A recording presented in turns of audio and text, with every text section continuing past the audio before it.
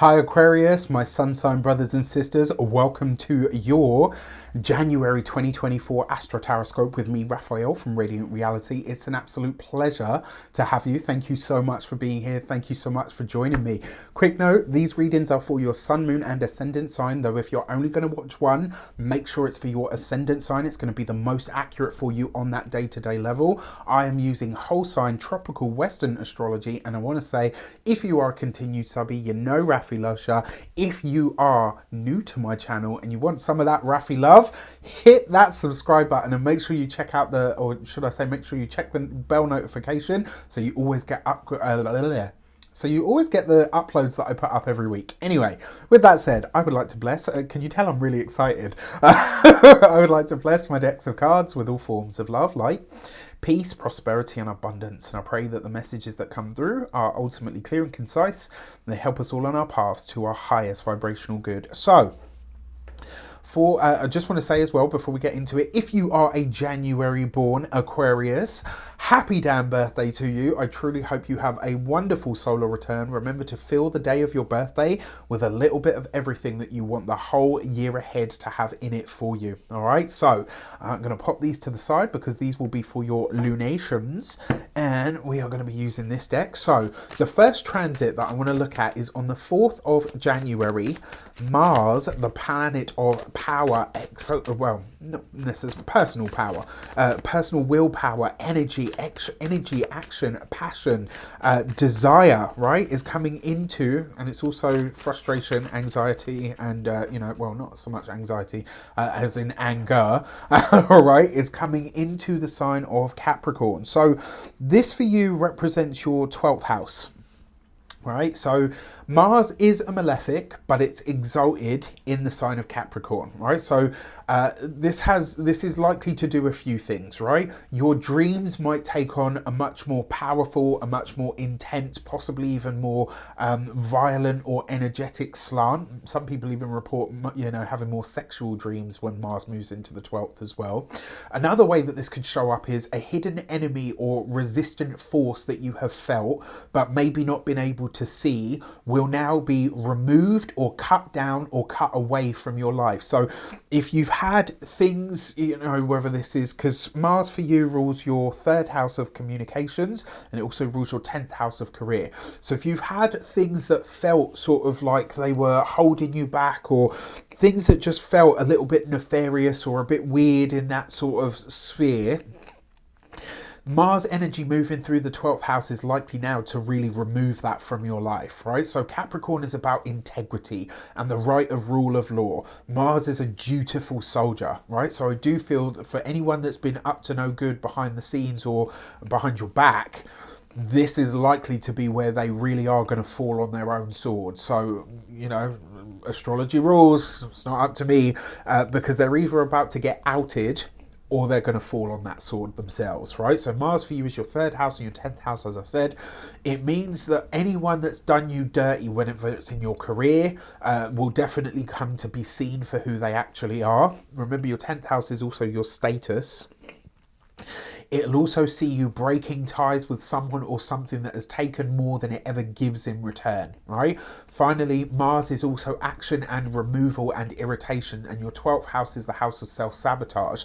So this is your moment, Aquarius. Whatever bad habits you've got, whatever things that you know that you do or that you have or that you say, thought patterns and processes, the words that you use, the 3rd house, the things that you ingest every day, because the 3rd house is, the 3rd house is your phone. What do you look at every day? What do you watch every day? What websites do you visit every day? This is a chance for you to really remove and release anything that is a bad habit that's holding you back, that you know in the back of your mind is not necessarily important for you, right? This is a time to get busy doing it. Because Mars is exalted in the sign of Capricorn, even though it's in the 12th house and even though it's a malefic, it can help you remove what is actually no longer good for you or no longer serving you in the correct way. So I'm totally here for that. Let's have a look what the tarot has to say about this transit on the 4th of the month. It will start on the 4th of the month, right? It's going to go right the way through the whole month and just a little beyond. For this, you've got the Ten of Swords. This is the time to release something, right? And it might potentially come to a head. You've got this with the Five of Wands. So I will say, wherever there are group settings, familial ties, etc., wherever the red mist sets in, like family arguments and all that stuff, just don't get into it. All right, and then you've got the Page of Pentacles, because you need to be focusing on your money. Okay, right? That Page of Pentacles is very much about your future. It's about what you're doing when it comes to your work. It's also about the skills that you have, use, or demonstrate. And with the Five of Wands, this could see you joining a new club or hobby or something like that. Effectively, what this says is get into something physical to dissipate the extra energy that might be, you know, potentially stirring the mind or the career, right? It's up to you now, Aquarius, to start really doing what needs to be done to release and remove these bad habits. On the 8th of the month, where are you? Mercury, in the sign of Sagittarius, is going to square Neptune in the sign of Pisces, right? Now, this is an energy of tension anyway. It's an energy that really effectively Mercury, or should I say, effectively, a square is an energy or an aspect that pisses you off enough to make a change about it. This is happening across your 11th house and your 2nd house. When it comes to financial matters and goals for the future, there's something here that you might not be seeing as clearly as you need to, right? So when it comes to friendships, finances, these are not things really that should be mixed at this time. They absolutely do need to be kept separate. Mars rules speculative endeavors for you, right? And it also rules other people's money. So this would be a wise time for you to get really serious about your finances, and especially where the two are linked. Like wherever your finances are joint to somebody else's, here is where you need to be extra careful, and this is not a time to communicate around these things. So what I've said is, because this transit comes exact on the 8th, between the 6th of the month and the 10th of the month, that's the transit window, 2 days before, the day of, and 2 days after.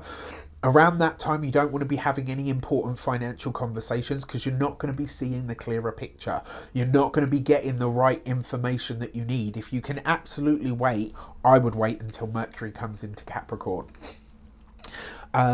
The other thing about this as well, there's a possibility as well that there's something that you want to do for your future, but then you're realizing very quickly that the resources that you need are maybe not available right now, or that the money that you thought you needed for a trip or whatever the case might be is actually a lot more than you anticipated. That's not to say that you can't do anything about it. It's just you're not seeing things clearly at the time of this transit, and because this is about communication, this would be a time to really consider what you're being told. Okay, so for this, you've got the Knight of Cups. Anyone that comes to you offering a get rich quick scheme right now in this transit window, the 6th to the 10th of the month, it's an absolute no, right? You've got this with the Four of Cups. They're likely to press on some kind of pain point as well, so I would watch out for that. And then you've got the Moon card.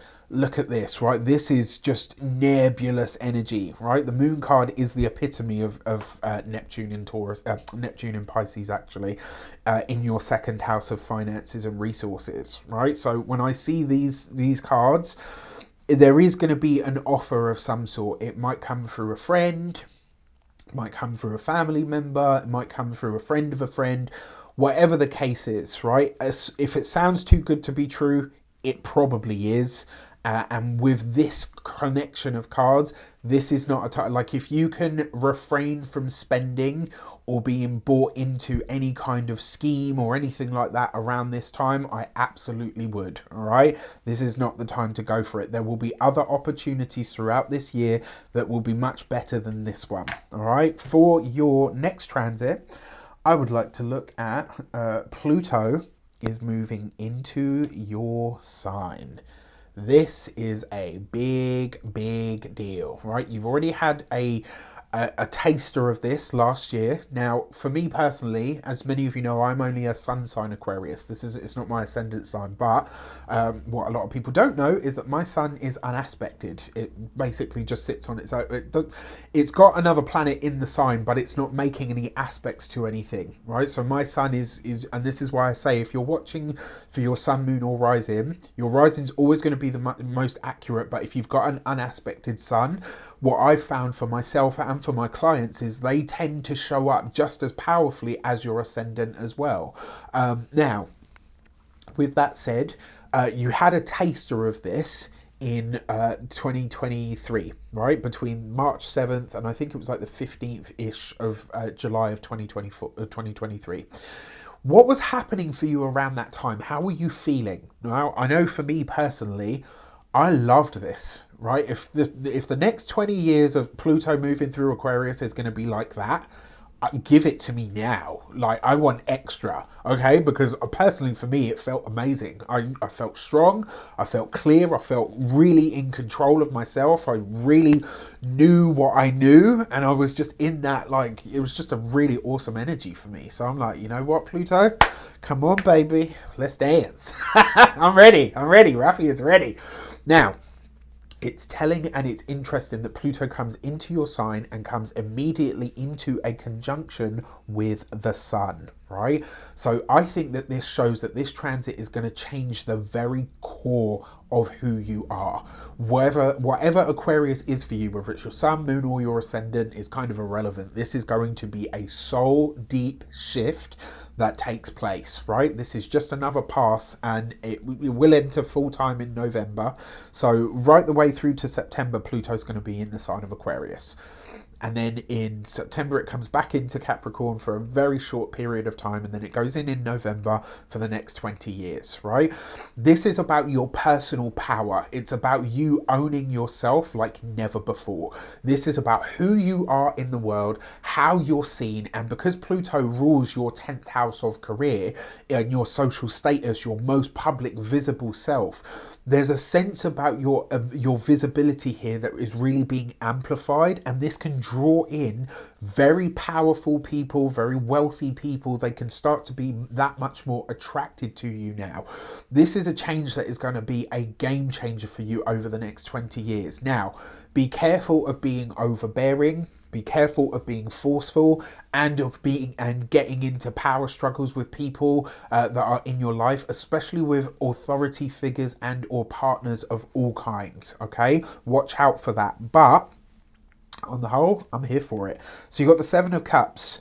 This is time to cut away the bullshit, right? Straight up. And I got to be honest with you, Aquarius, this is your own bullshit as well, right? It's not just about looking at everyone else, because you'll be able to see, right? You'll have Pluto in your sign, so you're going to be able to really scope out who's for real and who's a bullshitter. However, what happens when that inbuilt bullshit detector detects your own? Right? At that point, you have to say, you know what? This is my shit and I need to get rid of it. I need to deal with it. Okay? That's the Seven of Cups. Page of Wands, your creativity is likely to soar. And you've got this with the Seven of Swords, right? When you catch or spot lies, when you catch or spot things that either don't resonate with you or that you just don't want, say no, right? This is basically saying to you, this is the time of lying to yourself, Seven of Cups, and the time of allowing yourself being the operative here, Page of Wands, to be lied to, Seven of Swords. That time is done, right? This Pluto transit, whether you like it or not, Pluto rules power, control, secrets. This is about some really gnarly stuff coming to light, and where you have been lied to, right? Mars is going to be moving through that 12th house. Remember what I said, right? This is going to bring some stuff up, and when you see it, it won't be able to be ignored. 2 sevens represents news, right? So whatever finds you at this time, this isn't about becoming revengeful. It's not about any of that stuff. It's about taking it on the chin, adjusting accordingly, and cutting away accordingly as well. All right, so enough with the heavy. Venus is going to come into, that's transit starts on the 21st. Venus on the 23rd of the month comes into the sign of Capricorn. She'll also, and Mercury will also already be in this sign at this time as well. So now Venus enters the 12th, and what this gives you is pleasant dreams, right? Where the 12th house has been gnarly, it's been really powerful, there's been a lot going on. Venus brings a healing and soothing balm, right? Where you've worked really hard this month to battle a problem or an addiction or a bad habit, Mars gave you the courage to go on that journey. Venus is now saying, I see you, you've been working, let me make it a little easier for you, right? This will be a great time for therapy because Mercury is here too, adding to this mix. There's a huge amount of energy in your 12th house at the moment. This is assisting that soul deep shift that's taking place with you now with Pluto in your sign. And Venus will begin and she's coming into a trine with Jupiter in the sign of Taurus in your 4th house. This is a chance to clear out your emotional closet in some way, right? There's likely to bring some kind of great blessings into your life, possibly through studies, maybe through travel, or even through family, and maybe even grandparents in particular. So some really, really wonderful, lovely stuff there. And you know, I'm totally here for that transit, I've got to say. Wherever Venus goes, she brings good stuff. For this, you've got the Hierophant card, which is Taurus energy. All right, you got the Star card. Oh yes, oh yes, and you got the wow. Okay, big stuff, right? So the High Priestess and the Hierophant and the High Priestess are two halves of a whole. In all of that, you've got this, right? You've got the Star card. Now, the Star card is Aquarius, but it's also future hopes, goals, visions, and plans. You've got the Hierophant card with the Star card. This is establishing something around this time, from this point onwards. You will be establishing something big for your future. Whatever you're setting into motion at this time, you're not putting it out into the world yet because this is all 12th house stuff, right? So it's behind the scenes, it's hidden, you're formulating it, you're working on it, you're getting it ready, you're making it good, tangible, palpable, and then later on you will put it out into the world. The Star with the High Priestess is a very powerful combination because it speaks to future plans that basically, you know, nobody knows about but will be massive for you. So love that. And then finally, because the High Priestess is hidden things revealed, do not be surprised at what comes to light and from what corners it comes from, right? The thing that I love about a 12th house transit, I'm just going to tell you straight up, right? The 12th house, the 4th house, and the 8th house, they're the gnarly spots of the chart, right? They always tend to bring some shit. It is what it is, right? You can't get around that. However, what I do love about the 12th house, no matter what happens, whoever has been doing you dirty, whatever's been going on behind the scenes that you haven't been aware of or privy to, once your 12th house gets activated, you always find out about it.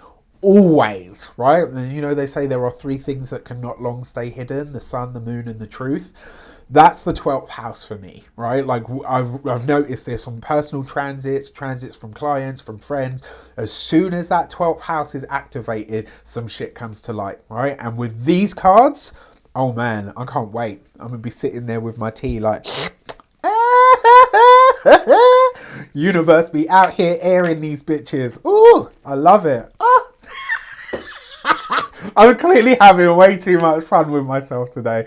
All right, so let's have a look at your lunations. On the 11th of January, we are going to have the annual Capricorn new moon, right? So this is a new moon in the 12th house.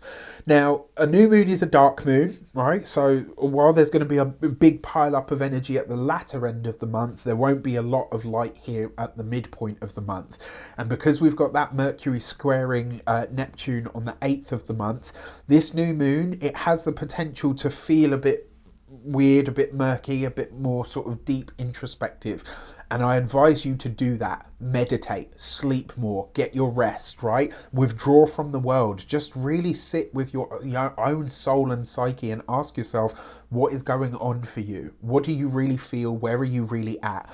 This new moon is in a trine to Uranus, and it's an exact trine at that. Now, this tells me that there is potentially some kind of opportunity that will come out of this for a home, property, real estate, some kind of potential blessing that comes through, or possibility that will shape up over the next 6 months for you. So it will have something to do with your living situation. All right, and for this, you have... Dun, dun, dun. Oh. All right. You got the Gate 37 and Sweetness. That's beautiful, right? So this is a family card. And family doesn't always mean people that you share blood with. Maybe it's your chosen family.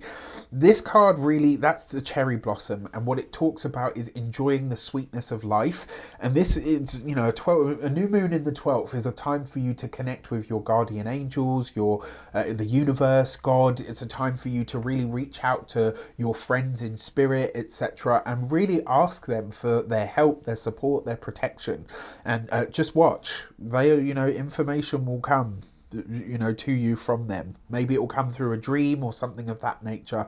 This might be a good time to do any form of dream work, actually. All right, so on the 25th of the month, the sun will be in your sign, and the moon will be in Leo. There's a full moon in the sign of Leo at 5 degrees, and this for you represents your 7th house. Partnerships, relationships, significant other one-to-one connections, whether these are personal, professional, or platonic. And for this, you have the Gate 4 and Answer. So if you're single and looking to mingle, if you meet someone and you're kind of like, oh, I don't know, is there something there or is there not? Or this is in a work situation and you're thinking, oh, is this a good fit or is it not? The full moon will definitely help bring some clarity to it because it's a spotlight, right? But more importantly, this is not a prediction, this is an instruction, right? So you ask the question, universe, is this the right person for me to work with? And then let's say the person that is offered a collaboration with you has I don't know, I'm just plucking something off the top of my head, a golden bird as their logo or part of their logo, right? And you're asking universe, is this the person for me to work with, right? You switch on the TV and you see a giant flying golden bird, or you walk around the corner and, the first thing that you see on a car window is a yellow bird. Do you see what I mean? It's like you ask the question, you formulate it, you put that out into the universe and you wait for the answer to come back from the material world. It can't be your feeling, it can't be your intuition, it has to be an actual material manifest thing that comes back at you. It can come from a radio snippet, the golden bird, right? Because you're probably thinking, but you can't see the radio.